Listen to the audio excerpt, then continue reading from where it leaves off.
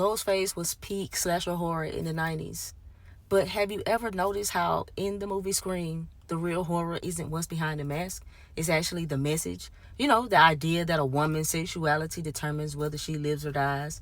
That's not just a slasher trope. That's a psychological conditioning that's disguised as entertainment. Let's dig deeper. And that's because horror is a ritual. You know, there's a reason that the black guy always dies. There's a reason that the girl that has sex dies and the virgin lives. Why is that?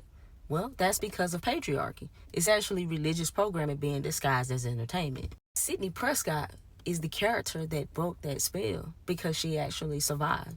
And that was the moment that that archetype cracked. So now when we look deeper, Billy wasn't just the killer. He was the manifestation of repressed masculine rage and sexual shame.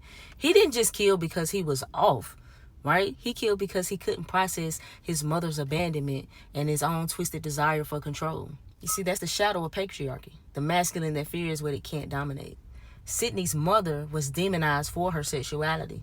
Billy's rage was fueled by that demonization. The entire plot, it was a ritual of moral punishment for feminine desire. Just think about it. Look at the movie. Look at the conversation they were having when they were watching Halloween. They started talking about Jamie Lee Curtis' breasts. Look at the fact that Stu dated Casey. Look at the fact that Tatum was Stu's girlfriend and Sidney was Billy's girl. The whole time he was just trying to conquer her so he could take away her virginity so he could ensure that he would kill her.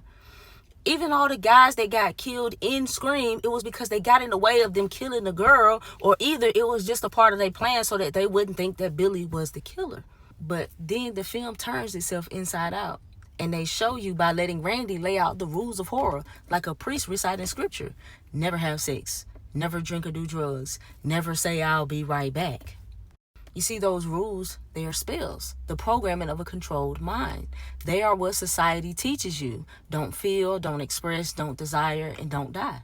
But Sidney does all those things and she actually survives. So when she says, not my movie, she's not talking to Billy. She's actually talking to the archetype itself, the narrative that made women fear their own pleasure and their own power. That line is an initiation. She becomes the director, not the victim, the creator, and not the character. The horror wasn't that people died. The horror was that women were taught to survive by suppressing their desire. Every light that you chase casts a shadow that you refuse to meet. And Scream was never about the killer. It was about what happens when the feminine stops apologizing for being dangerous. This is what decoding really is. It's really getting to the root of how these things mirror your own psyche.